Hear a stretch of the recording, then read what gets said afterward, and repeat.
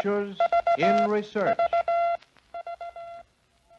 How do you do, ladies and gentlemen? This is Paul Shannon introducing another in the series of programs dealing with the thrilling adventures to be found in the field of scientific research, as told by the men of science themselves.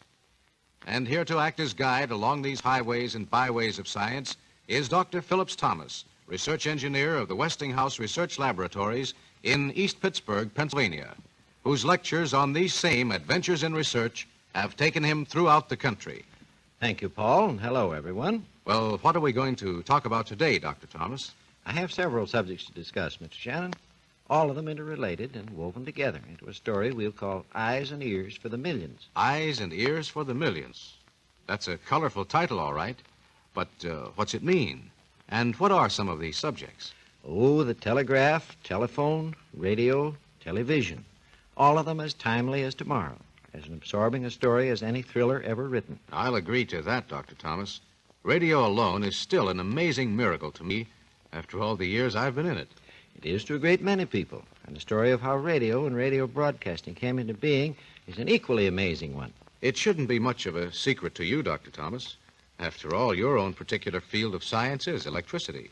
Yes, but just the same, new ideas and new applications of radio waves constantly flowing from the laboratories and industrial plants. And it's important that we keep abreast of these improvements, you know. Oh, sure. It's easy to fall behind and suddenly find yourself out of date. Exactly. Since the dawn of civilization, man has ever tried to improve the art of communication. And history is filled with reports of inventions and discoveries along these lines. You mean like the Indian smoke blanket signals and the tom-toms of the jungle tribes? That's right, yes, and all the improvements that followed. And since radio is based on electricity, any discussion of it could go back many years, say to the discovery of the peculiar spark-producing properties of amber when this material was rubbed on a piece of cloth or fur, or to the magnetic attraction in lodestone, dating such knowledge as far back as 600 B.C. That's a long way to go back, all right. However, just now we're interested in the story of radio and how modern broadcasting grew from the simple experiments of amateurs, conducted both before and after World War I, to become the mammoth industry it is today. That's a mighty big story, Dr. Thomas. Yes, it is, and a fascinating and exciting one. The fact that modern radio has developed into a miraculous art which wields such a tremendous influence on our everyday lives is in itself a monument to all those unsung, uncrowned men whose tireless efforts and hard work made that development possible. Not to mention those valiant souls who stayed up night after night, missing meals and sleep, to hear a varied assortment of wails, squeaks, and grunts over their earphones. I remember that myself very well. Just the same, radio owes a great deal to those early listeners to the wireless. Without them, radio wouldn't be what it is today. Well, just for the record, Dr. Thomas, when did radio broadcasting actually begin? That, Mr. Shannon, is what the legal profession would call a leading question. Radio broadcasting as we know it today began with the first regularly scheduled broadcast, the Harding-Cox presidential election returns, on the night of November 2nd, 1920. 1920? Why, I thought it started long before that. Many other people think the same thing, but nevertheless, that's when radio broadcasting was born. As a matter of fact, the term radio broadcasting wasn't even coined prior to that date. True, there had been many earlier wireless transmissions. Reginald A. Fessenden and Lee DeForest sent out experimental programs as far back as 1906 and 7. In 1919, Dr. Frank Conrad, one of my engineering associates, began some experimental programs from his station in the garage of his home. The November 2nd broadcast was the culmination of these programs and other experiments and research efforts, both before and after those dates. I see. Then the November 2nd broadcast put radio, as we know it today, on a regularly scheduled program basis. Is that right? That is correct. And KDKA has continued to broadcast on a regular schedule every day since that date. That must have been an exciting night for all concerned, for the men who did the broadcasting and the listeners who heard it. Yes, radio history was made that night, the dawn of a new era of communication. And few, if any, of the men who took part in that event could possibly have realized what a tremendous force was about to be loosed on humanity. I'd like to have been there, or even had the privilege of hearing that broadcast. It must have been a real thrill. It was, for all concerned. Where did that first scheduled broadcast originate, Dr. Thomas? And what was it like? You were right in the middle of things around that time, weren't you? Yes, I was. Not on the broadcasting end, of course. I was interested more in the technical side of wireless. However, suppose I set the scene for you and try to recreate the program as closely as I can from the records and from memory. All right. The broadcast itself emanated from a very small room atop a factory building called the K Building in East Pittsburgh, Pennsylvania. Just a crude little shack it was. The room, I mean, not the building. Yes. Inside this small room, bare except for the transmitter set in one corner. And incidentally, this transmitter weighed only about 500 pounds. Contrast that with KDK's present transmitting equipment, which weighs around 328,000 pounds. Next to it, running lengthwise, a long table, 3 chairs, and a high stool. And around here was gathered a group of men, an announcer, an engineer, and a checker, and 2 men taking down election returns as they came in over the telephones. Oh, you mentioned a checker. What was his job? His job was to check the messages for clarity and correctness before they went on the air. I see. For those early days, that sounds like a well-thought-out arrangement, Dr. Thomas. The returns came in by phone, the checker checked them, and the announcer gave them on the air. Well, come to think of it, election returns are given pretty much the same way today. Don't look so surprised, Mr. Shannon. A great many radio patterns or formats had their beginnings in those early days of radio. That arrangement worked on November 2nd, 1920, and it still works. What time did the election returns broadcast go on the air that Tuesday night, Dr. Thomas? Oh, it was about 6 o'clock, and a stormy night it was, too, raining cats and dogs. But the election interest and excitement made the weather a poor second as a topic of conversation. I can imagine. Newspapers ran banner headlines reading, Greatest vote in nation's history in spite of storms. Heavy vote being cast. Harding awaits complacently result of vote. Governor Cox more confident than ever, he says. Meanwhile, Dr. Conrad was standing by at his experimental station, 8XK, ready to take over in case of transmitter trouble. And up in the small room, our group of radio broadcasting pioneers completed the last-minute details for their broadcast. Finally, the time came. Okay, you fellas all set? We're set, Joe. When I throw this switch, you start talking. Right. I'll give you the signal. Everybody ready? Right, George. Yeah, I'm up there.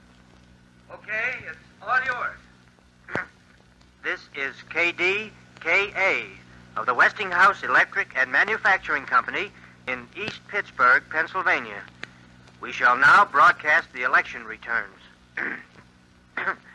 We are receiving these returns through the cooperation and by special arrangements with the Pittsburgh Post and Sun. The election returns will be broadcast as soon as they are received by us here at KDKA. We'd appreciate it if anyone hearing this broadcast would communicate with us, as we are very anxious to know how far the broadcast is reaching and how it is being received.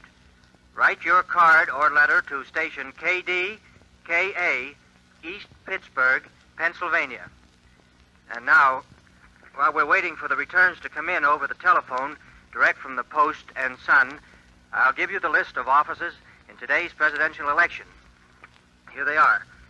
Some 30 million Americans are electing a president of the United States, a vice president, 34 United States senators, 435 members of the House of Representatives, governors of 34 states, and thousands of minor offices, county judges, and officials.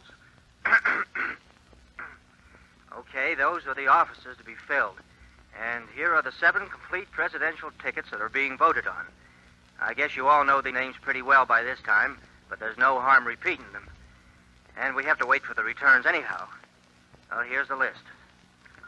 Republican, Warren G. Harding and Calvin Coolidge. Democratic, James M. Cox and Franklin D. Roosevelt. Socialist, Eugene D. Debs and Seymour Stedman. Prohibition, Aaron S. Watkins and Leigh Colvin. Farmer Labor, Parley S. Christensen and Max S. Hayes. Socialist Labor Party, William Cox and August Gilhus. Single Tax, R.C. McCauley and R.C. Barnum. Well, those are the candidates running for the various offices in this election. And we're going to stay right here and broadcast the returns as they come into us, so please stand by. And so the election returns continued, intermittently, throughout that night. And here's another one here, a return from Topeka, Kansas. The first 206 votes counted in 4 scattering precincts have Harding, 109, Cox, 96, and Debs 1. That's Harding 109, Cox 96, Debs 1. Okay, I'll take over while you get some coffee and sandwich if you want. Nothing much yet. Too early. What time is it? A little after 11.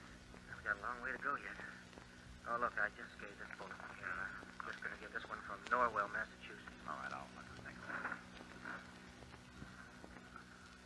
Reports from the town of Norwell, Massachusetts, giving the complete vote on the presidential electors and the gubernatorial candidates are: for President, Harding and Coolidge, 409. Cox and Roosevelt, 48. And here's an item about President Wilson. After receiving the early election returns, President Wilson retired to his bedroom at 9 p.m. tonight and was asleep a half hour later. Oh, just a minute. A bulletin has just come in. I'll read it to you. The Democratic candidate, James M. Cox, and his chief manager, Chairman White of the Democratic National Committee, have conceded the election of Senator Harding. Yes, sir, the election is conceded by Cox to Harding. And it looks like Warren G. Harding and Calvin Coolidge are the men who will carry the affairs of our nation for the next 4 years. Of course, don't forget all the returns are not in by any manner of means, so stand by and we'll give them to you as they come in. So you'll have the complete story as we broadcast. Gosh, that must have been quite a broadcast, Dr. Thomas. Was that the end of it when Governor Cox conceded? No, by no means. The schedule called for the election returns to be broadcast from the time the polls opened to about noon the next day. Around noon on Wednesday, November 3rd, a very tired, sleepy group of broadcasters gave the final returns. That is, as final as they could be up to that time.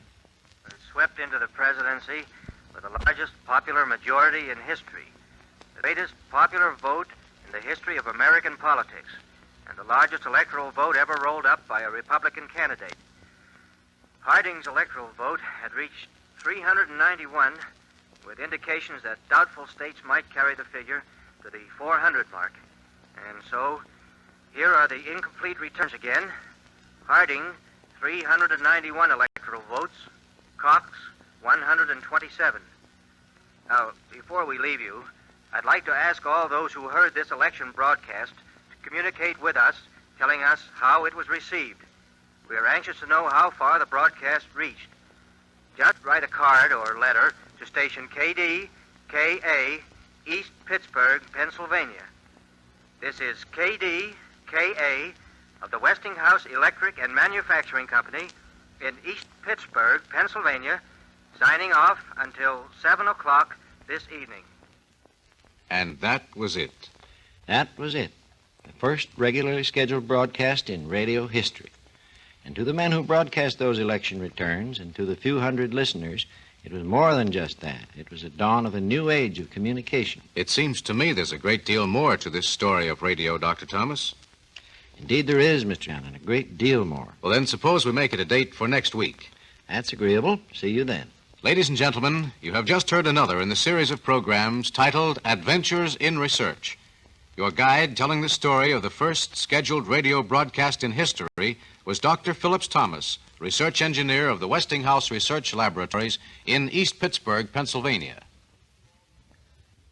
This is Paul Shannon inviting you to join us again next week when Dr. Thomas will be back to tell more about eyes and ears for the millions on Adventures in Research.